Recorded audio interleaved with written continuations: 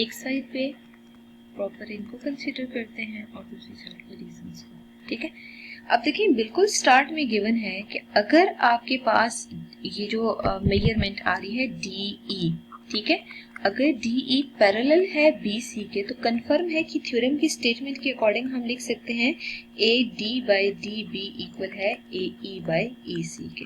ठीक है, ये रिजल्ट तो हम लिख सकते हैं, बट यहाँ पे हमें क्या करना चाहिए कि अगर AD बाई DB और AE बाई EC से हमें कोई रिजल्ट नहीं मिल रहा तो बेसिकली आप क्या करते हैं कि इन्हीं दोनों को आप क्या करें कि इनमें 1 को एडअप कर दें। ठीक है, 1 को क्यों एडअप कर रहे हैं, जब हम थ्योरम को नेक्स्ट प्रूव करते हैं तो आपको खुद ब खुद आइडिया हो जाएगा। ठीक है, तो यहाँ पे देखिए मैंने इधर भी 1 को ऐड कर दिया है और AE बाई EC वाले रिजल्ट में भी मैंने 1 को ऐड कर दिया और यहाँ सामने रीजन लिख देते हैं कि बेसिकली हमें ये गिवन है कि ये दोनों इक्वल है।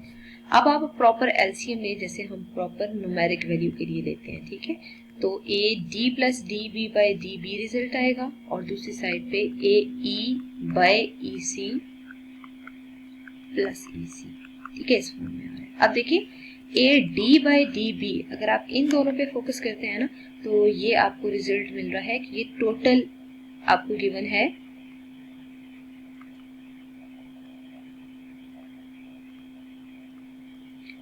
AB के। ठीक है, तो इसकी जगह AB पुट कर लें, AB बाई DB आंसर आ रहा है और दूसरी साइड पे देखिए AE और EC को जब आप एडअप करेंगे ना तो जो आंसर आपको मिलेगा वो AC के इक्वल आ रहा है, तो AC बाई EC पुट कर लें। ठीक है, अब देखिए क्वेश्चन की स्टेटमेंट में आपको गिवन है कि एंगल B और एंगल C इक्वल है। ठीक है, तो यहाँ पे जब आप पुट कर रहे हैं ना AB और AC तो यहाँ रीजन भी मेंशन कर दें कि एडिशन पोस्टुलेट यहाँ पे मौजूद है कि ये AC और AB लेंथ सम ऑफ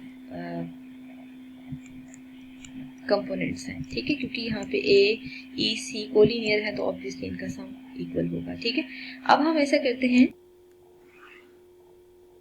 अगर ये रेशो इक्वल आ रही है ना जैसे कि आप देख सकते हैं AB बाई DB। ठीक है, इसको रीराइट कर लेते हैं AB बाई DB अगर आपको इक्वल मिल रही है AC बाई EC के। ठीक है, अगेन कंपेयर कर लेते हैं, अगर आपके पास ये रेशो इक्वल आ रही है ना तो आपको ये गिवन है कि मेजरमेंट एंगल B और मेजरमेंट एंगल C इक्वल है। ठीक है, as ABC is isosceles triangle. ठीक है, अगर ये आइसोसेलेस ट्रायंगल है ना तो ये दोनों इक्वल हैं। तो अब हम वो स्टेटमेंट यूज करेंगे if two angles of triangle are congruent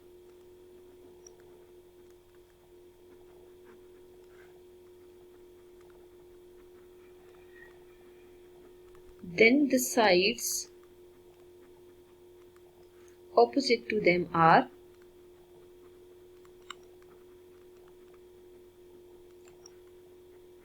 also congruent।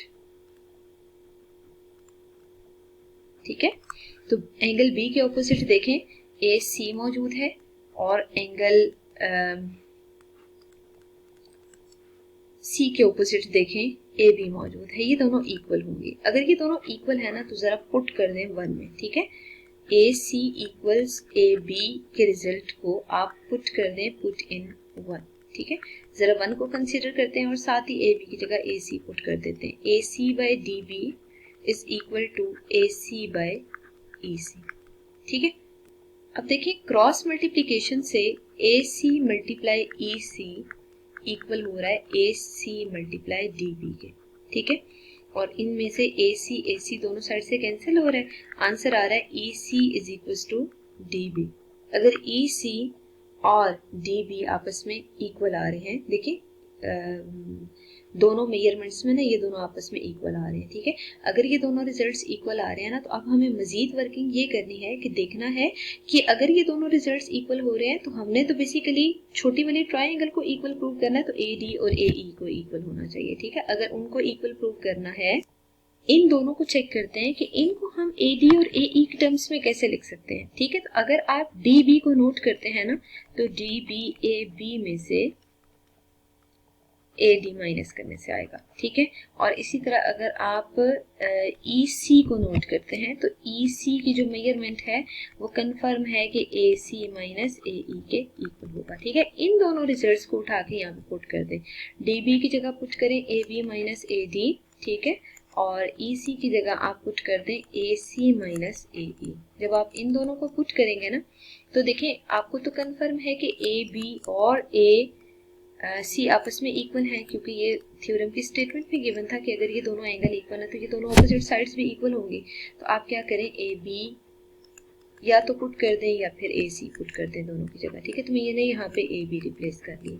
अब आप देखें ये दोनों टर्म्स कैंसिल हो रही हैं, तो A D with negative sign A E के इक्वल आ रहा है, तो नेगेटिव साइन कैंसिल करें तो ए डी और ए ई आपस में इक्वल आ रहे हैं, ठीक है।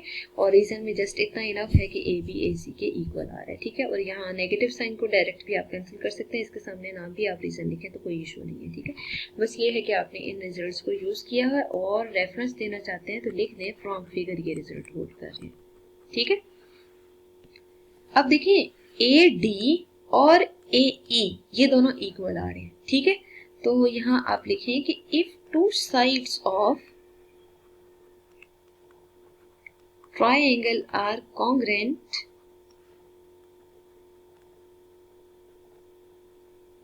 Then opposite angles are also congruent, ठीक है। अगर ऑपोजिट एंगल्स कॉन्ग्रेंट आ रहे हैं तो मेजरमेंट एंगल डी और मेजरमेंट एंगल ए को इक्वल होना चाहिए, ठीक है। और इन दोनों की लोकेशन आप चेंज कर सकते हैं, बेशक ई को इधर डी को इधर लिखते हैं, क्योंकि ए डी के ऑपोजिट ई आ रहा है और ए ई के ऑपोजिट जो पॉइंट है वो डी आ रहा है, सही है। अब हमें क्या करना है कि अगर ये दोनों एंगल इक्वल हैं तो ऑब्वियसली ये ट्राइंगल क्या होगी, आइसोसेलेस। तो लास्ट पे आप लिखते हैं hence triangle A D E is isosceles triangle. Through this method we have to prove that if the given triangle is congruent, if the given triangle is isosceles triangle, ठीक है। तो DE अगर BC के parallel है तो वो जो top पे ट्राइंगल कंस्ट्रक्ट होगी ADE वो भी आइसोसेलेस ट्राइंगल होगी, ठीक है। तो सबसे पहली वर्किंग हमने क्या की है, स्टेटमेंट एंड रीजंस में प्रॉपर वो रिजल्ट यूज किया है कि अगर दो साइड्स इस तरह पैरेलल होती हैं कि वो प्रोपोर्शनली डिवाइड हो तो फिर उसके बाद आपके पास जो रिजल्ट आया है उस रिजल्ट में आइसोसेलेस की कंडीशन आपने रिप्लेस की है।